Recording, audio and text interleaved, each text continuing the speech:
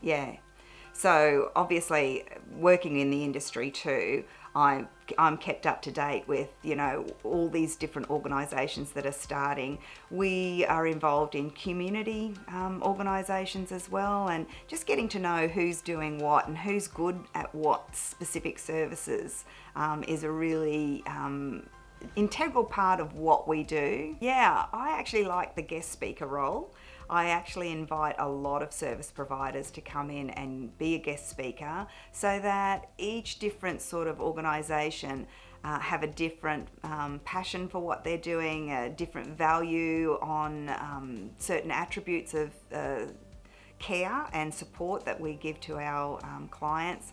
I think that if the students are exposed to as many different types of service providers in this industry, they get a better idea of where they see themselves and who they see themselves working for. So yes, it's really important to immerse people into the idea of working in this industry rather than just studying about it.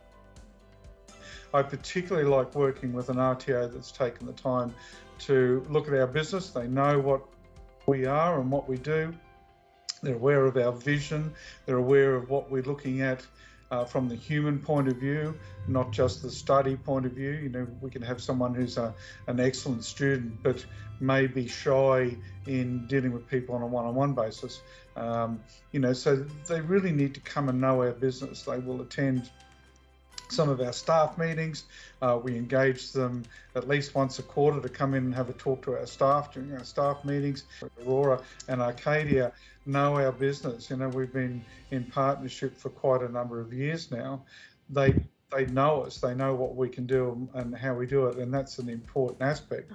So while the students are on placement, I usually do a vocational placement visit, and it's usually at the organisation. So there's a three-way conversation between the student, myself, and a representative of the NDIS provider, like a director or a team leader or a manager. And I think often you get to learn a little bit about what's happening right now for that organisation and the impacts on clients and the sector widely. So I think that currency is very important. I think the relationship is very important as well. I think that is a really strong benefit there. And I have to say, from my experience, the industry really expects that. They do expect to see someone face to face. They do need to know that they can get on the phone or send an email if they're not sure what to put or how to go about something that's in the vocational placement logbook, for an example. And I think the students deserve that support. I think that's best practice is actually supporting our students to achieve their best, and one of the ways to do that is to give them that support and validation on their placement. I think it's about getting to know the employer and really listening to what their needs are and understanding where their pressure points are, understanding every business has pressure points, and trying to understand what that is. And coming at it from the perspective of providing a solution, not just fitting. Some RTOs take the approach of, I have students, I need students trained, I need students finished, so hence, therefore, ergo, here are these students, take them lock, stock and barrel. Whereas we come from the perspective of, here's someone who really wants to make something of their career. Here's an organisation that has certain needs and issues and pressure points, and they're trying to match great workers with their clients. So it's about sort of understanding where their pressure points are so that you can actually offer great advice in terms of your student selection. Thank you. So it's not a one size fits all.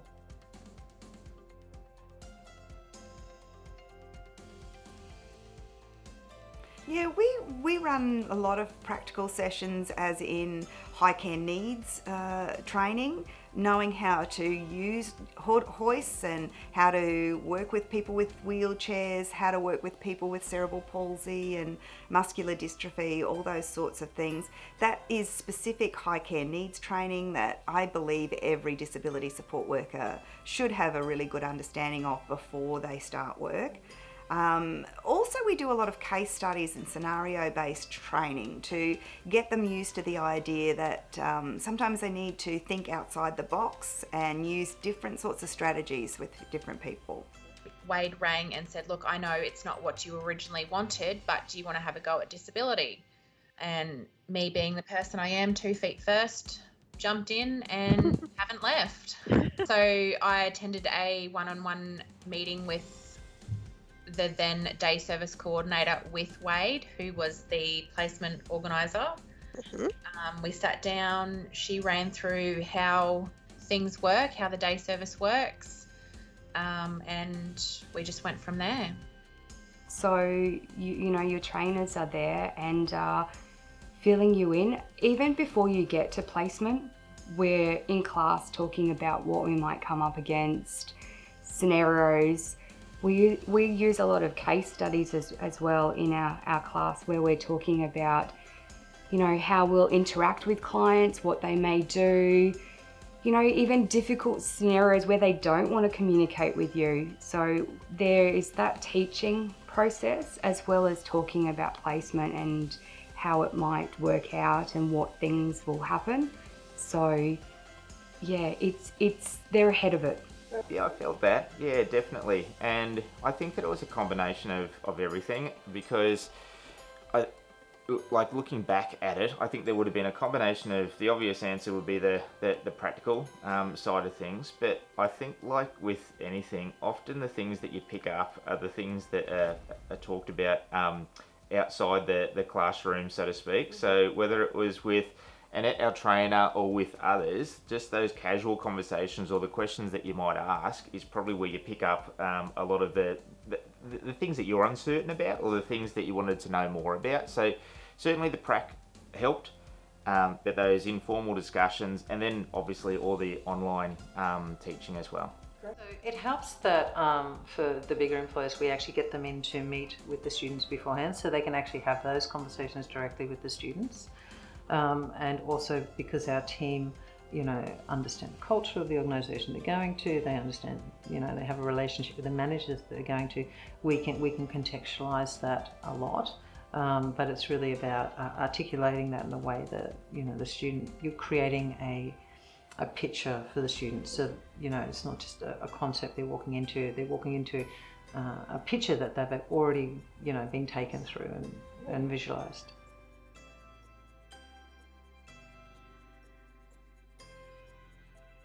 Obviously, the qualification requires a mandatory 120 hours, and we've tried a few different models at various times. What we found works best is that if we can get the majority of the theory, the role plays, the case studies, the scenarios over and done with before they actually move into the 120 hours vocational placement, simply because for 2 reasons. First of all, you never know exactly what you're going to be walking into, you know, when you're walking into either a SIL or someone with dementia's environment. And so we found that if you do placement too early, they're not fully prepared for what's coming. So we found that we got better results in that way. And the other reason we do it that way is simply because honestly, the quality of the people that we're turning out is so high that every employer that we send them to is trying to, you know, get them on board really quickly. So they want them to be ready, and also once they've got a job, sometimes they don't come back and finish off because suddenly they're juggling family demands and work demands and rostering demands. So it's easier if we can, it works more seamlessly for everyone. You get a better result if you can do your theory components first, role plays, case study scenarios, all your probity checks, and then move into the 120 hours. That's a really good question, and it's I can't give you one single answer because it depends on the individual and their circumstances. So our enrolment pattern is that they have a 9-month time frame. Now, the 6 months we do face-to-face, 2 days a week in a classroom. They can, as long as the forms are completed, actually start placement from the first day that they're in class, though many of my students, and probably the vast majority, will wait until they have completed all the class days and assignments, and then have that last 3-month period that they solely focus on their vocational placement. So normally it's placed at the end of the theory and practical sessions, so that once they hit placement, they've only got their 120 hours to do and they are ready for work.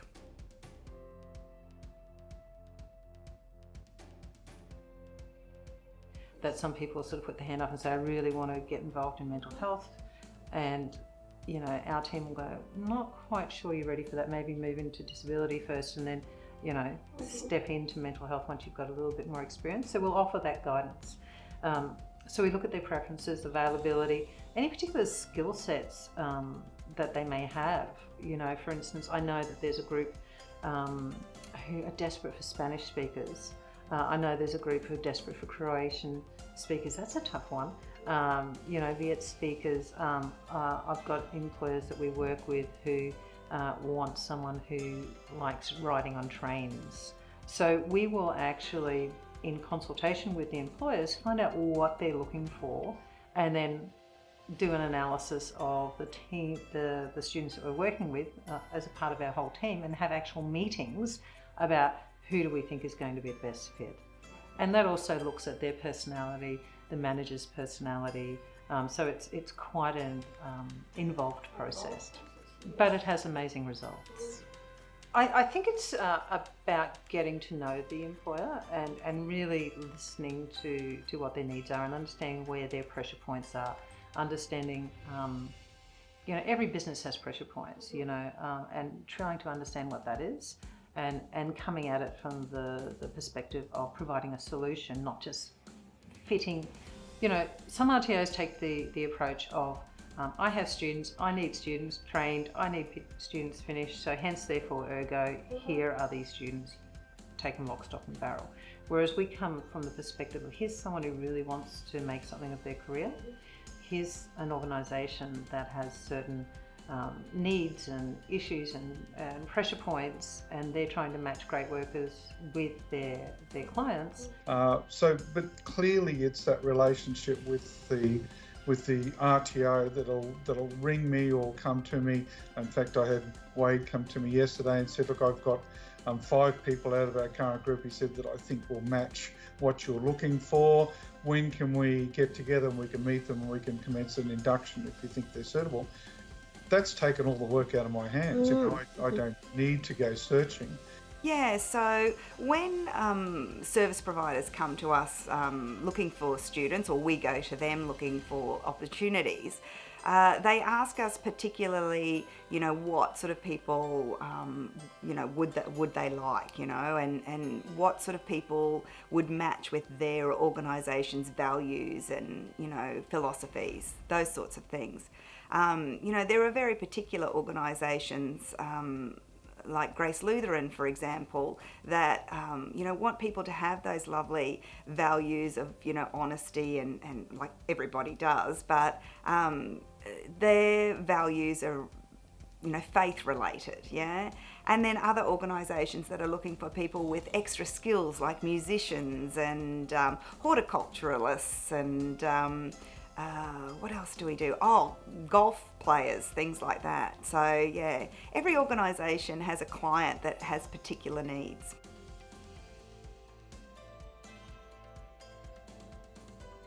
And there's some great friendships that are in these situations. They're not the supervisor, they're working hand in glove together to undertake the job, and it does form some great relationships. But what it also does is it gives some of our support workers that kind of supervisory skill that they need to progress themselves. So when they come to a performance review with me, they'll say, look, I supervise 5 or 6 different trainees during the time, and this is what I've done to enhance my skills as a supervisor or a coordinator.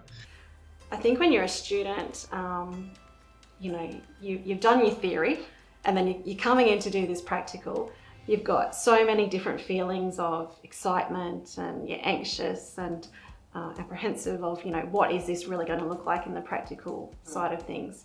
So having that staff member who is showing you and giving their experience about maybe a particular client or a particular environment that you might be working in is just valuable, because like anything, if you're learning from somebody, you know, who's got 30 years experience, like their knowledge is just perfect for you to grab and go with. So having a buddy is great. And, you know, you realise that all the other staff there, same place as, you know, you've been. So it's good. Yes, it was very helpful, because you do get a bit more of an in-depth look into how certain participants act. You learn about their behaviours, just things like that. Getting to know someone, yes, you can sit there and talk to some people, but for some people, if they're non-verbal, you do need that bit of extra help to understand how they work, because not everybody signs if they're non-verbal. Some people do pictures.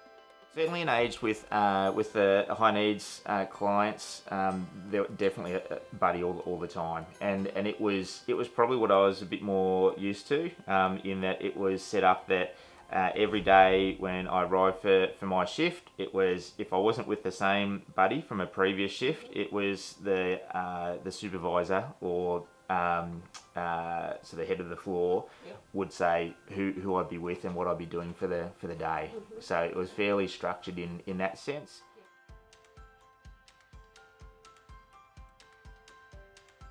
Okay, so an orientation for an organisation, whether you're paid or unpaid, should be the same. So there should be discussions about things like code of conduct or behaviour expectations, attendance requirements, certainly a strong emphasis on work health and safety, and obligations there, and also practical tips like what to do in certain situations such as emergencies or client behaviours. I think they should be oriented to who to go to in that organisation, and the locations and nature of the activities that they'll be undertaking. We then have a orientation with them here at like the central office, and that's where we, you know, get to meet them for the first time, and go through, you know, what their placement will look like and how you know, how many hours and you know, what their roster may look like. You know, we discuss a variety of different things, what their availability is, so we can, you know, roster them to a senior staff member and in a, say, SIL arrangement or an independent client. Yes, there was a 2-day induction where I was placed, so I did meet with various staff members at different levels, not necessarily the team leaders the houses where I was going into, but it was a great introduction. It made me feel comfortable with the onboarding process and where I'm going, and they also in their induction covered a lot of skills and training again, so it really just reiterated and covered over a lot of what Steps had sort of already given me, and just tailored it to, you know, their what's the word I'm after?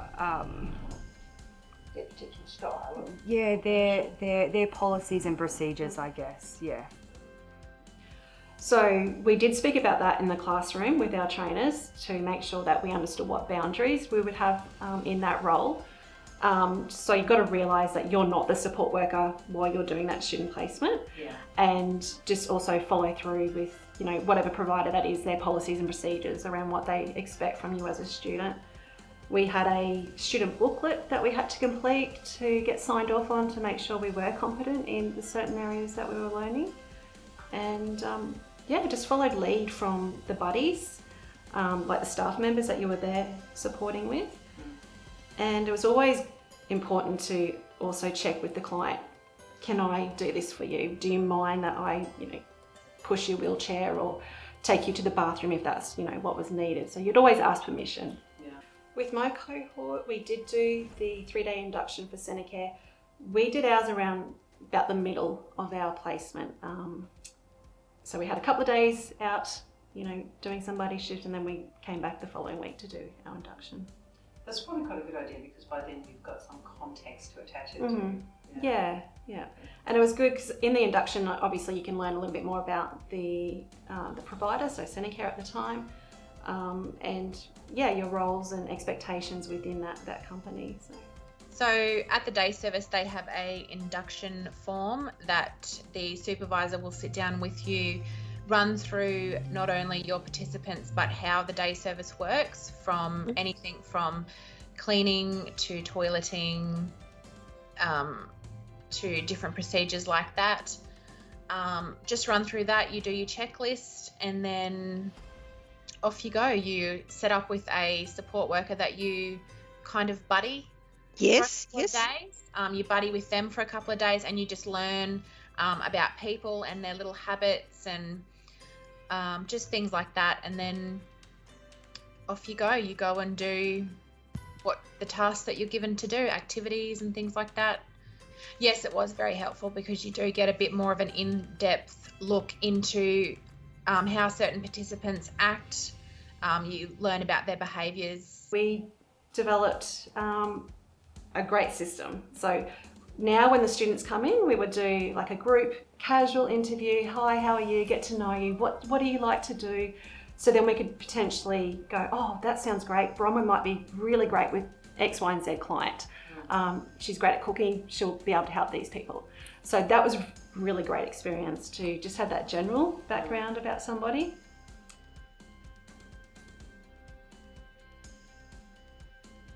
For the students, they actually have direct access by mobile and email, obviously, to their trainers. So if they come across a situation that, sometimes, they'll come across quite confronting situations, and so it's more about moral support in that instance. And other times, it could be, they need an explanation of something. They're not quite sure of a process, procedure. In which case we often refer them back to their buddy, but we will help contextualise that for them if they're in need. So we definitely had the phone numbers to the training organisation, and if there was a concern or anything, feedback that we had to give, we knew that we could just ring and speak to that organisation for them to follow through with that particular student. So with the students on placement, it's my job as the trainer assessor to go out and observe them in the workplace and be there for them one-on-one. I take them off the floor occasionally, and we have a little discussion about what is required assessment-wise of their duties during their placement. It's also nice to just double check and make sure that they're feeling comfortable, especially that first week. I find a lot of students are very nervous and find it very confronting to enter a workforce that they've never heard about and never worked in. So the first week I'm usually there with them as much as I can be. The first week can be extremely confronting because a lot of my students have never really met quite high care needs people or challenging people.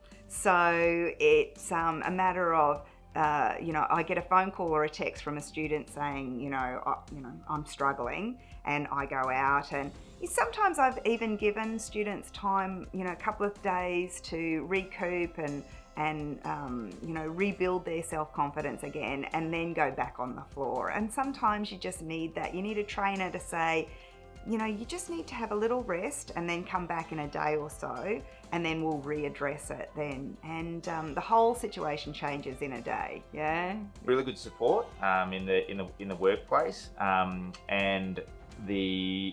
in fact the head of nursing actually found out about it as well. So it sort of got the communication went up the line. So I was able to debrief with supervisor, and I was obviously debriefing with my co-worker that night, and then the head of nursing had a debrief as well. And then obviously with Annette too from Steps. So the support around that was terrific, and there was the offer for additional support if I needed it, but I was fine. We're always in contact while you're on placement, whether it was via email, coming out to the sites, checking in, text message even. The support was always there, and there was always that check-in in those processes to make sure that we were doing okay. Yeah. So we will certainly make regular contact with them. It could be weekly, and just seeing how they are going, what they might be, what they might find challenging, and helping them and providing them further support around how to per se deal with the situation, or deal with a client.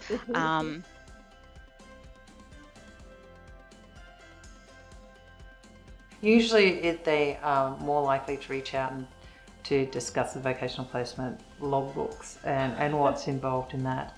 So what we've done is we have a training video that I've recorded for new supervisors, taking them through what the process involves and what the expectations are. And I'll follow that up with a phone call once they've watched that. And sometimes when they're filling out the paperwork, they'll reach out to our office for a bit of support. Various ways. One of the team leaders I've got in an organisation we have a deed in place with, I did my industry release there, and so he was one of the support workers I worked with doing industry release, and he is now come up through the ranks, and he's the one that's supervising the students when they go there. So that is one of those things. Often it is past students. I come across those that are now supervising or team leading, which is wonderful to see. So that lovely relationship that you have in the classroom is expanded. In that sense, I know a lot of the support workers also through industry visits, industry network activities, those type of things. And actually, I go out to things in the community, and you often see them there, and it's a lovely opportunity to say hello. Yeah, so the beauty of being on the floor with your students occasionally is that you develop nice relationships with the nursing managers and the service providers and the team leaders of the disability organisation. So yeah, you develop that nice symbiotic relationship. If they need something from the student, then it's my place to say, you need to show a little bit more initiative, or possibly you could be doing this differently, or let's review the training and let's go over this, so that next time you're asked to hoist somebody or use that piece of equipment, you're better trained. So I like to be on the floor to facilitate those little things that maybe a supervisor would like from a student, but doesn't have the time to give them specific training about.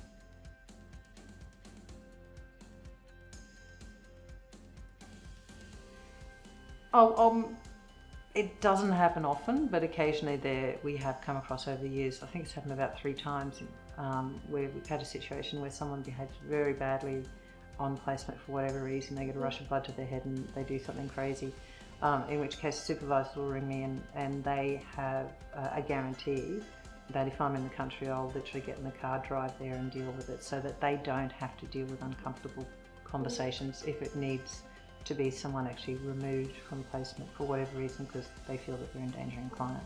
Yeah, that does occur occasionally. Sometimes the student's aware of it right from the start and will contact me. Sometimes the student is unaware of it and I get a phone call or an email from the provider themselves telling me of instances that they weren't satisfied with the student's actions or a conversation, etc. And it's an opportunity to have a dialogue about where that came from. And I always ask that question, is this problem significant enough that it might prevent them from successfully completing a placement? And I would say, I think all but one occasion, they have said no, but it will take more time. So then I talk to the student about that and I say, look, you're growing in your skills, but you're not quite there yet. We think you might need some more hours in that placement to grow in your confidence and skills, and usually they're happy to do that. Yeah, my first week with students on placement, I make sure I'm fully available to hit the floor and go wherever I'm needed. The first week can be extremely confronting, so it's a matter of I get a phone call or a text from a student saying, I'm struggling, and I go out, and sometimes I've even given students time, a couple of days to recoup and rebuild their self-confidence again, and then go back on the floor. And sometimes you just need that. You need a trainer to say, you just need to have a little rest and then come back in a day or so, and then we'll readdress it then. And the whole situation changes in a day. Yeah. Really good support in the workplace, and in fact, the head of nursing actually found out about it as well. So it sort of got the communication went up the line. So I was able to debrief with supervisor, and I was obviously debriefing with my co-worker that night, and then the head of nursing had a debrief as well, and then obviously with Annette too from STEPS. So the support around that was terrific, and there was the offer for additional support if I needed it, but I was fine.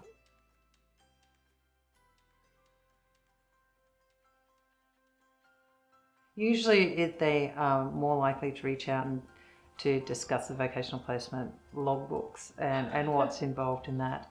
So what we've done is we have a training video that I've recorded for new supervisors, taking them through what the process involves and what the expectations are.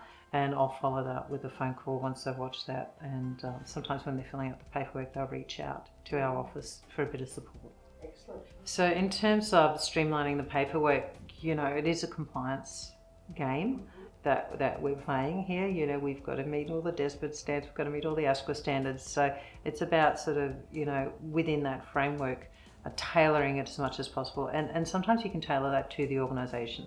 If you're working with the organisation long enough, you can actually make some modifications to the vocational placement logbooks and workbooks.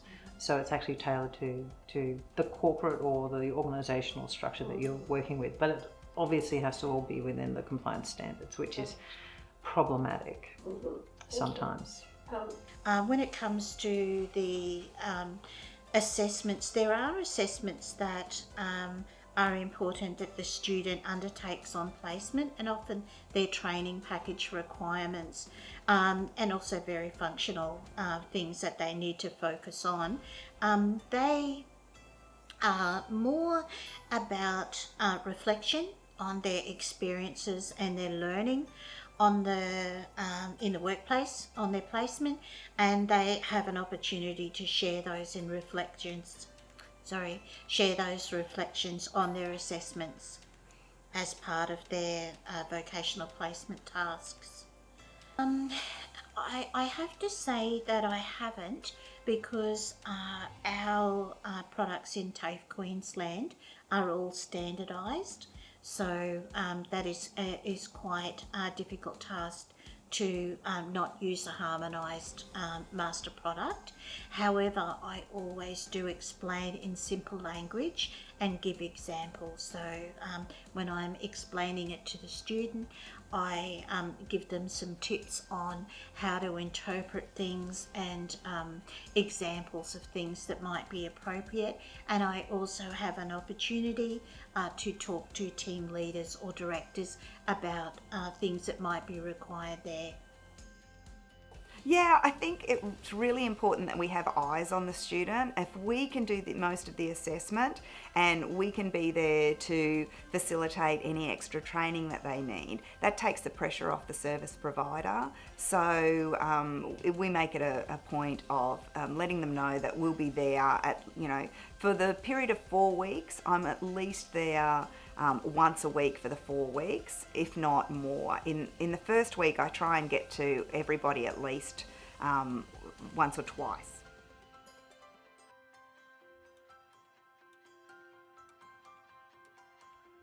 So we actually ask that the students come back into the office to complete their vocational placement, to do a final sign-off, so that we can really sort of do a little bit of a debrief. So they actually have a scheduled meeting, we do a debrief, and we also, talk through the requirements and check all the paperwork's been completed.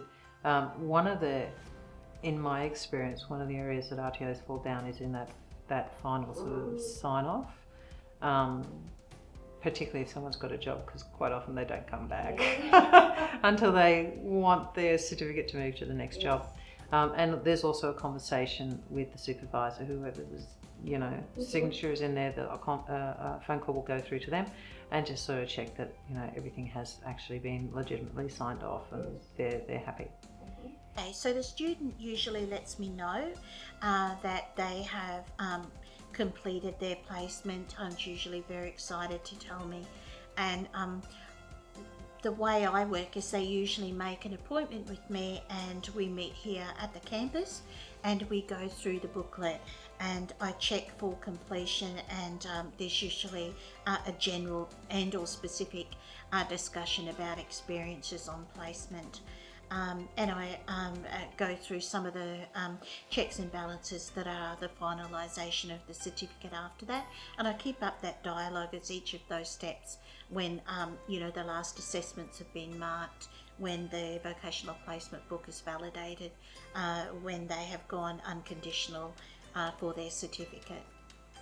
Well, we keep our logbooks, so we're taking our hours, but we also have like assessments and criterias that we have to make sure that we've covered manual handling, various tasks to show that we're competent in those areas. And again, that's part of the process. It's not just a scramble at the end to see what you've got. The trainers are out there checking that we're going okay, where we are covering those tasks, so that at the end it's just the last loose ends to tie up. All the students must see me for a debrief session. I can do it in a classroom environment with a number of them at the time, but it never seems to work out that way. They all seem to finish their 120 hours at different times. So having a one-on-one, at least an hour conversation with me to make sure we've covered everything, to make sure that I've assessed and observed everything that needs to be observed as far as workplace assessment is required. It's really important, and also that debrief to see if I can support them in employment opportunities and setting themselves up for success. So when they're coming up to the end of their placement, like I did say, throughout their Thai placement journey, we are looking at their skills and qualities, and identifying with them how they're going with the clients, if they're working appropriately, if they're engaging, and if we do see that, then we generally provide them with an interview. And a lot of the students that we have come through our service, I would say a good 90% of them have been employed and are still employed with us. So definitely there is that process in place, and it was good to be able to sit down, review and reflect as well, because it can be a little bit frantic with learning so much on the job and the head spinning a little bit, but to be able to sit down and then reconnect with the trainer, but also reconnect with what you've learned and reconnect with your progress is an important step as well. So that, from my point of view, it worked really well.